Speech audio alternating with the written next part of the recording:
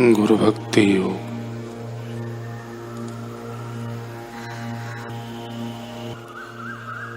केवल गुरु ही वास्तविक जीवन का अर्थ एवं उसका रहस्य प्रकट कर सकते हैं तथा प्रभु के साक्षात्कार का मार्ग दिखा सकते हैं।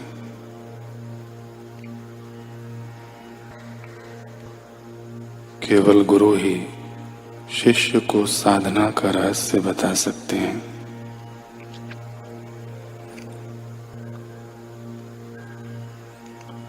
जिन्होंने प्रभु का साक्षात्कार किया है वे ही आदर्श गुरु हैं।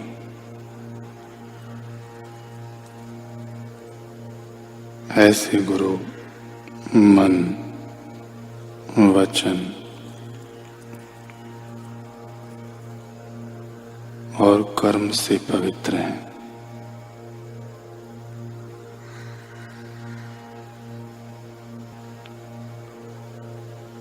ऐसे गुरु अपने मन एवं इंद्रियों पर प्रभुत्व रखते हैं।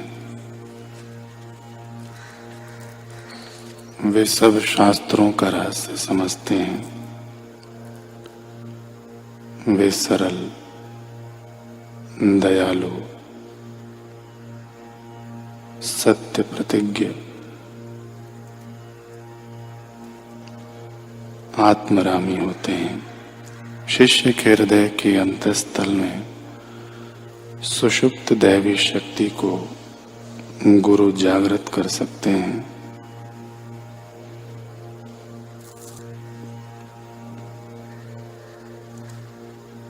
कल हमने सुना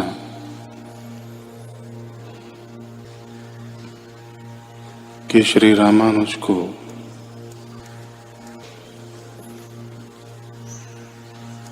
श्री यामुनाचार्य जी के पास ले जाने के लिए उनके शिष्य महापूर्ण आए हैं। महापूर्ण कहते हैं कि अपने गुरु की आज्ञा से ही मैं यहाँ आया हूँ। गुरुदेव ने आपको स्मरण किया है, आपको लिवा लाने के लिए ही मुझे यहाँ भेजा है। रामानुज कहते हैं कि मुझ शुद्राति शुद्र जीव का प्रभु तुल्य महापुरुष ने स्मरण किया है, मेरा परम सौभाग्य है। महापूर्ण ने कहा, यदि आप उनकी अभिलाषा पूर्ण करना चाहें तो हमें अविलंब प्रस्थान करना चाहिए। रामानुज ने कहा, चलिए मैं तैयार हूं। महापूर्ण ने विस्मय से कहा, क्या घर में समाचार नहीं देंगे? रामानुज ने कहा, शास्त्र कहते हैं कि प्रभु और सद्गुरु की आज्ञा का पालन करने में पल भर की भी देरी नहीं करनी चाहिए। अतः हम तत्काल यात्रा आरंभ करते हैं। रामानुज की यामुनाचार्य जी के प्रति सहज प्रगाढ़ भक्ति देखकर महापूर्ण के आनंद की सीमा न रही। उन्होंने रामानुज का आलिंगन किया और फिर दोनों द्रुत गति से अपने लक्ष्य की ओर चल पड़े। पर दुर्भाग्य, उनकी यह द्रुत गति काल की गति के आगे धीमी पड़ गई। जब तक वे श्रीरंगम पहुंचे तब तक पृथ्वी अपने एक उत्कृष्ट अलंकार से वंचित हो चुकी थी। यामुनाचार्य जी ने परम पद पा लिया था। दोनों जब गुरुदेव के पार्थिव देह के समीप पहुंचे तो महापूर्ण तो अपने नयन जल से गुरुदेव के श्री चरण धोने लगे। वहीं रामानुज आवाक हो एकटक यामुनाचार्य जी को निहारने लगे। उन परम पवित्र परम वैष्णव के श्री विग्रह का दर्शन करने लगे। जब शोकावेग थोड़ा कम हुआ तो रामानुज बोले कि यामुनाचार्य जी के दाहिने हाथ की 3 उंगलियां मुड़ी हुई हैं, क्या ये सदा ऐसी ही रहती थी? महापूर्ण ने बताया कि नहीं, ऐसा तो हमने कभी नहीं देखा। उसके बाद जो रामानुज ने कहा वह इतिहास बन गया। उन्होंने एक एक करके 3 प्रतिज्ञाएं ली और उनकी हर प्रतिज्ञा के साथ यमुनाचार्य जी की एक एक उंगली खुलती गई। यह प्रमाण था कि इन्हीं 3 प्रतिज्ञाओं की पूर्ति हेतु यमुनाचार्य जी ने रामानुज का चयन किया था। करीब 6 महीने बाद कांचीपुरण को एक दिव्य अनुभव हुआ। उसमें यमुनाचार्य जी ने उनसे कहा कि रामानुज को कहो कि वह महात्मा महापूर्ण से दीक्षा प्राप्त करें। पूर्णाचार्यम महात्मानम समाश्रय गुणाश्रयम, उनको अपने गुरु के रूप में धारण करें। यह स्वप्न का अनुभव सुनकर रामानुज उन्मत्त के समान नृत्य कर उठे। महापूर्ण के चरणों में दंडवत प्रणाम करने के बाद बोले, यमुनाचार्य जी ने मेरी प्रार्थना स्वीकार कर ली है। उन्होंने आपको मुझे दीक्षा देने के लिए निर्धारित किया है। कृपया अब आप अविलंब मुझे दीक्षा देकर पवित्र करें, मुझे अपने शिष्य रूप में स्वीकार करें।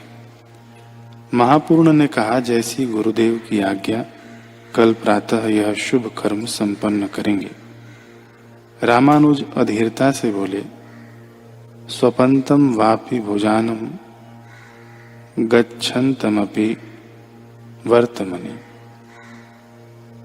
युवानमपि बलम वास्वावशे कुरुते विद्या। अर्थात मनुष्य चाहे सोया हो या भोजन कर रहा हो या सड़क पर चल रहा हो, वह युवक हो या बालक, मृत्यु उसे अपने वश में कर लेती है।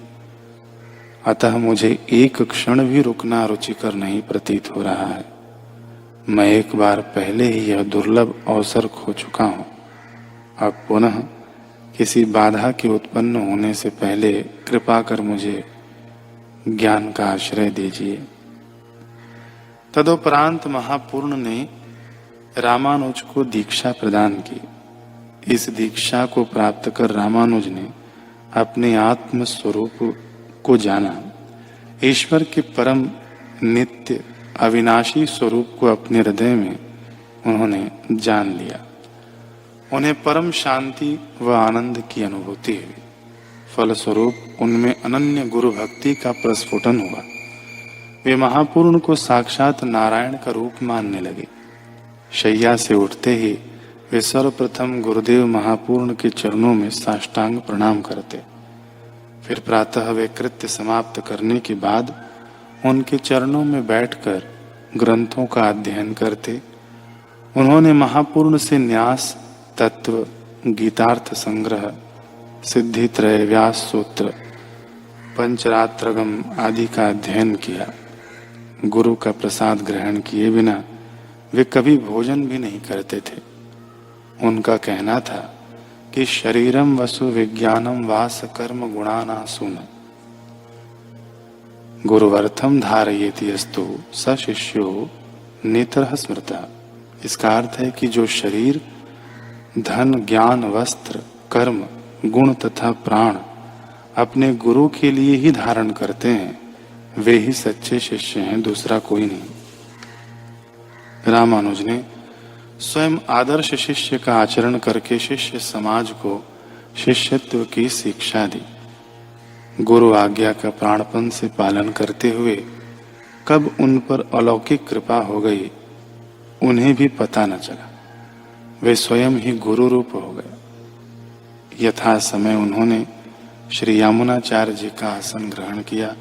फिर अपने शुद्ध सत्व, अद्भुत मेधा व विद्वत्ता द्वारा द्वैत मत का समग्र भारतवर्ष में प्रचार प्रसार किया। साथ ही यमुनाचार्य जी के अंतिम दर्शन के समय ली अपनी 3 प्रतिज्ञाएं भी पूर्ण की।